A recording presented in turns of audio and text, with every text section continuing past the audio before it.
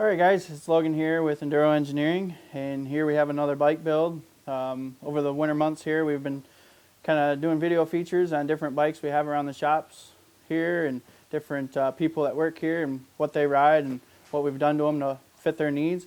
This one happens to be my personal bike. It's 2021 KX250F, and I had a 2018 that I really liked, and then once they added the electric start here on the 21s, I felt like I just had to go and get another one. So just going to go over a few things of what I did to fit my needs and make it more comfortable for me and the little changes and things that we've added to it. So let's get to it.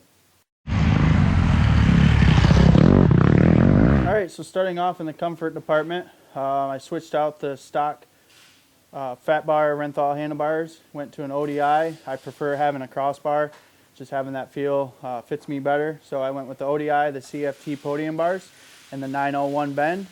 It's the Honda Kawasaki OEM bend, so it's no different in that aspect. And then I switched out the stock grips.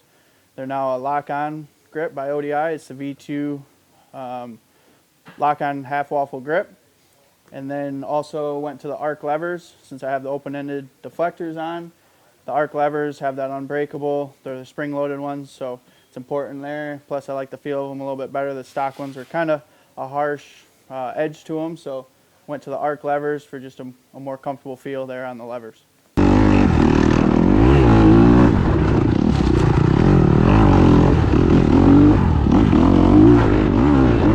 Alright, so next we're going to go into the traction department. We switched out the stock tires and went to the Kenda tires. I put on the Washougal 2s, both front and rear. Been riding in a little bit harder pack clay type stuff here lately, so went with the Washougal 2. It works a lot better in that hard pack intermediate terrain. You know, typically we run a Millville when it's a little bit sandier and softer. So we went to the Kenda tires, and then inside those is a foam insert. Took out the tubes, going to a foam insert. It gives you that dead blow feel on the tires, as well as the reduced risk of, or no risk of, a flat tire versus the tube. So big plus there. We switched out the stock wheels, went to a Tusk impact wheels that we get from our friends at Rocky Mountain. They have a good look with the blue hubs, and then I switched out to the 18-inch tire for more off-road type stuff. That way you've got a little bit more sidewall, more cushion for the rocks and logs and stuff like that, moving to the 18-inch tire. Switched out the brake pads to a braking pad. Just like the feel of them better, the grip. Coming into corners, I like the braking feel a lot more than the stock pads had. And then switched out to Sunstar chain and sprockets. Actually went up a tooth in the rear sprocket, up to a 51 with the 250F, just giving it a little bit more coming out of the corners, a little bit more oomph to it. So by going up one tooth, I feel like that helped out a lot.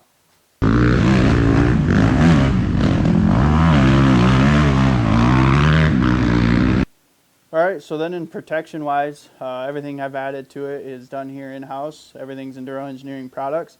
The Kawasaki, the 250F doesn't come with any skid plate at all, so it's good that we added on the aluminum, the full range skid plate that we make. Having the wings on the side come up really protect your engine cases, foot pegs, all that stuff. It's a real solid aluminum skid plate. And then attached to that is the composite linkage guard, helping to slide over any obstacles. Gives you kind of a slide plate in between you and the obstacle.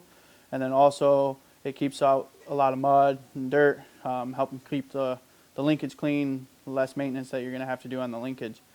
Also switched out and went to the Enduro Engineering rear disc guard. That switches out the caliper carrier, strengthens that caliper carrier out quite a bit, and then gives you that disc guard fin to protect your rotor from anything that you might run into on the trail. On this bike I went with the composite Moto Roost deflectors, the open-ended ones. I just have always liked the feel better of having an open-ended versus the full wraps. That's just a personal choice. And then I like the flex that the composite ones have to offer. Went with the green. It matches up with the Kawasaki green really good. I think it looks great. Okay, so the next part would be the stability. In-house here at Enduro Engineering, we revalved the suspension.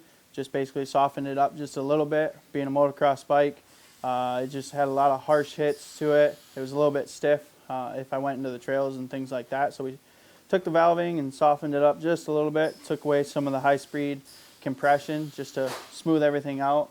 And then one thing we did change is the compression dampening spring at the top near the cap. That way, you know, the harsh hits coming into corners, the little chop stuff, it was really harsh, but by softening that spring up, it made it a lot better, smoother, you know, more cushion there. Spring rates, both front and rear, the shock and the forks, kept the spring rates the same, basically just valved it a little bit softer to work well for the off-road. And then we added in the XC Gear Mako 360 bar mount. Basically, it's just going to float your handlebars, no metal-to-metal contact. The Kawasaki's come with rubber-mounted handlebar mounts. They tweak really easy, but the XC Gear ones are real stable, but then you still have that rubber dampening, which gives you a lot more cushion on your ride, smooths everything out, takes away some of the vibration out of the bike. I run the XC Gear Mako 360 on all the bikes that I ride, and I actually hate riding without it now. The product is really good, so I added it here on this KX250.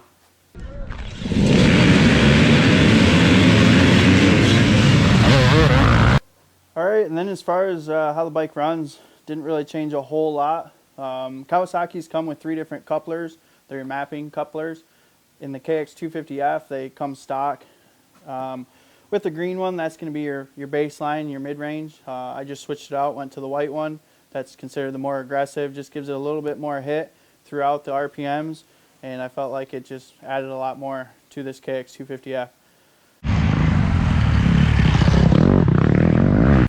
Another thing we did is we cut out the screen on the air filter cage. There's a metal screen in it. We cut that out. It just helps the air filter breathe better, gets more air into the motor. Just kind of feel like it livens it up a little bit, runs a little bit better, having more airflow through there. And then lastly, just added on a FMF 4.1 slip-on. Basically with that, just giving you a little bit more low-end torque, I feel like. And then throughout the RPMs, you get a little bit more power. Works really good. And then it also has a spark arrestor screen insert, so if I go trail riding, I can throw that in real quick. Doesn't take much. And then when I'm on the moto tracks or stuff like that, I can take that screen right out, not have to run it. That's a great feature that FMF has. And then it just sounds so much better than stock. The stock muffler, it was kind of loud, high pitch, but adding the FMF makes it sound a lot better. And it's also quite a bit lighter than what the stock muffler is. So having some weight savings helps out a lot too. So the FMF 4.1 was a great plus on this KX250.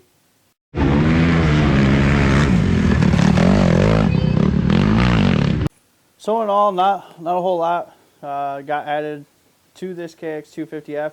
Just minor things here and there to just help it handle better, you know, fit my needs a little bit better. Nothing on this bike is unobtainable. Everything that you see on here, everything we talked about, you can come right in or give us a call, and Chris or Jake can get you the parts you need. And you know, if you want us to install it or do any of the suspension work, Dave can do great work on that also. So everything that you see here can be done in-house. And be on the lookout for more videos like this. We're going to do some more throughout this off season, different brands of different things that we do to them to get them ready for a particular person around here at the shop. So be on the lookout for that. It'll be on our website as well as on our social media pages. So give us a like on Facebook, and then make sure to follow us on Instagram.